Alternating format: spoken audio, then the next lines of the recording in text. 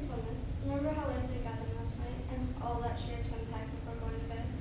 Well, let us see if they get fresh morning air and they do it here.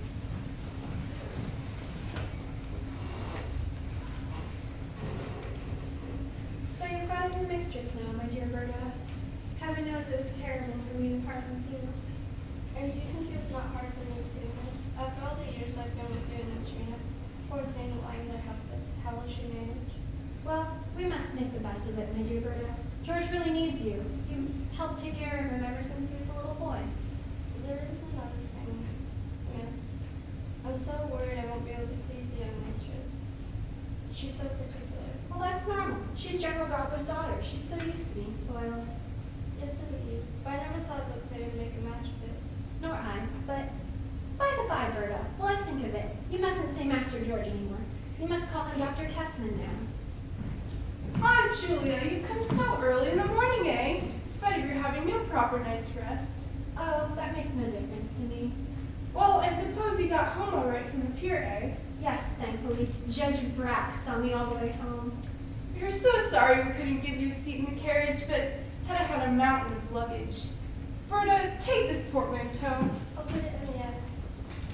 Fancy, Auntie, I had the whole of that suitcase full of notes. You wouldn't believe how much I've discovered in all the archives I've been examining. Curious old details that no one has had any idea of. Yes, you don't seem to have wasted any time on your wedding trip, my dear George. No, that I haven't, but do take off your hat, Auntie. Look here. Why, what a gorgeous barney you've been investing in. I bought it on Hedda's account. On Hedda's account? Yes, in case we happen to go out together. You always think of everything, Aunt Julia. And now, let's sit comfortably and have a little chat.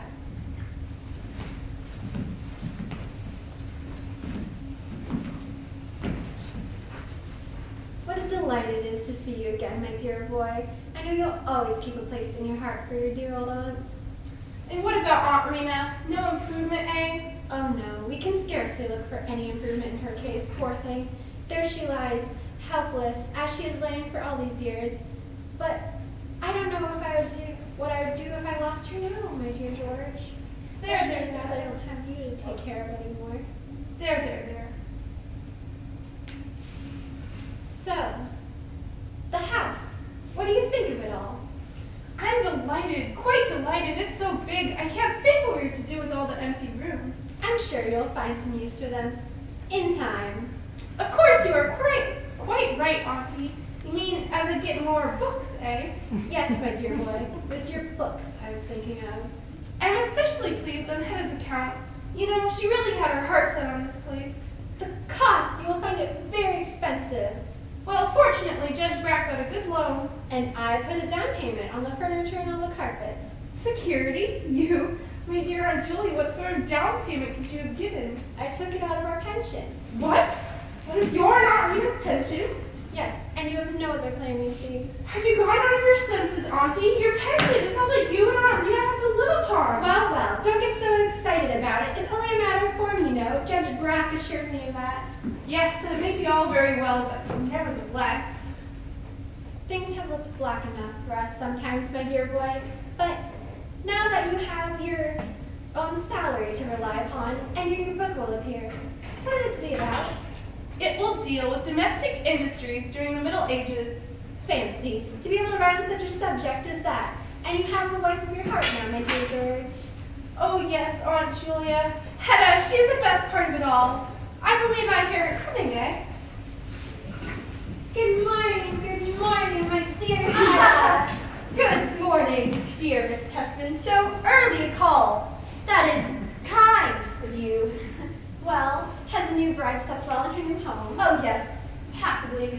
Possibly. Come, that's good, Hedda. You were sleeping like a log when I got up. Fortunately.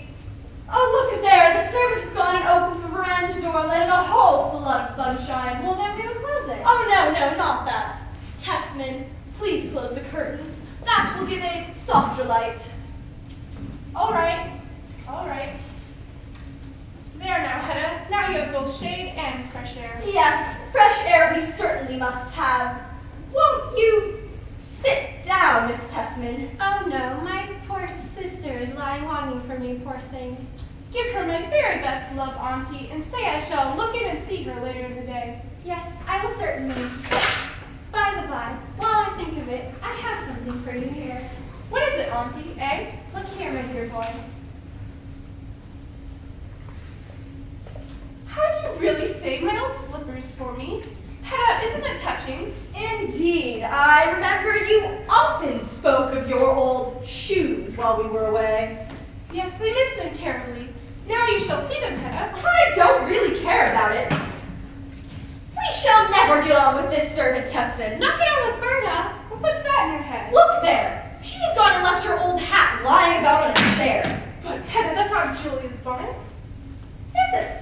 Yes, it is mine. And what's more, it's not old, Madam Hedda. I really did not look closely at it, Miss Tessman. And a very nice bonnet it is too. Quite a beauty. My parasol? Ah, here. For this is mine too. Not Berta's. A new bonnet and a new parasol. Only thing, Hedda. Very lovely indeed. But, Auntie, take a good look at Hedda before you go. See how lovely she is. How she is filled out on the journey. Do be quiet. Filled out. Oh, of course you don't notice so much now in that loose dress, but I have certain opportunities. You have no opportunities. It must have been the mountain air. I am exactly as I was when I started. Hedda's lovely, lovely, lovely. God bless and preserve Hedda Tessman for George's sake. Do let go of me. I will not let a day pass without coming to see you.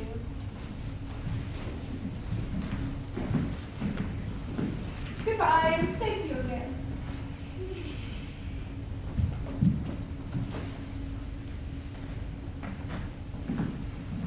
Try to be kind to her, for my sake. I have already told you, George. I will try to call her aunt, but you really must be satisfied with that. Excuse me, Mrs. Tessman. Mrs. Elster is here. She called earlier and she got those flowers. Oh, did she? Well, show her in. Sheriff Elsted's wife, the one who was Miss Rising. Exactly.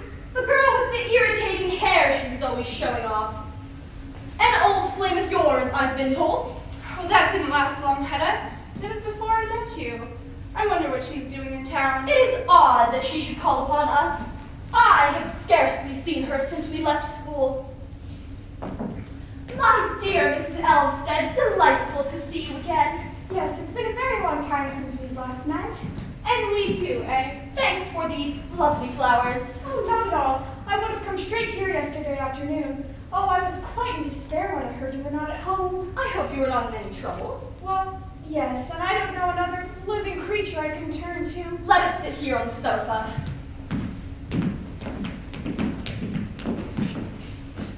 Well, what is it, Mrs. Elvsted? Has anything particular happened to you at home? Well, yes and no. Oh, I should hope you will not misunderstand me, but I must tell you, if you do not already know, that Eilert Loveborg is back in town. What? Has Eilert Loveborg come back? Fancy that, Hedda. I heard her.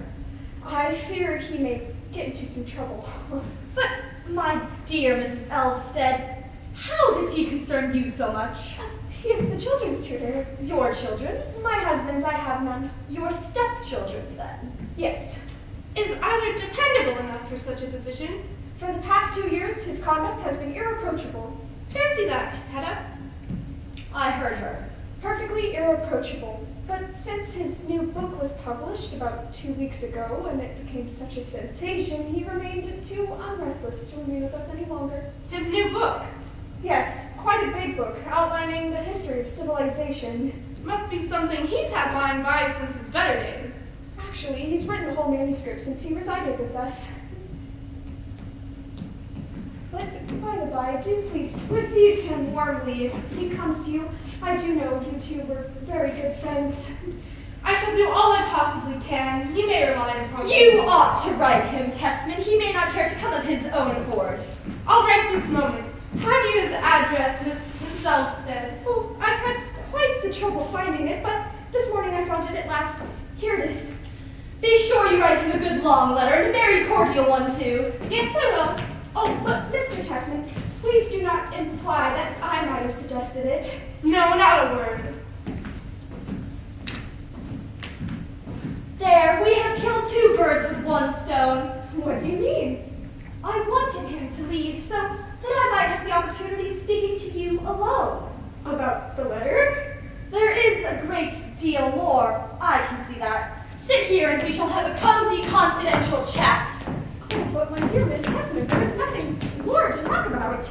Now tell me something about your life at home. Oh, that is exactly what I least enjoy to talk about. But to me, dear, why weren't we schoolmates?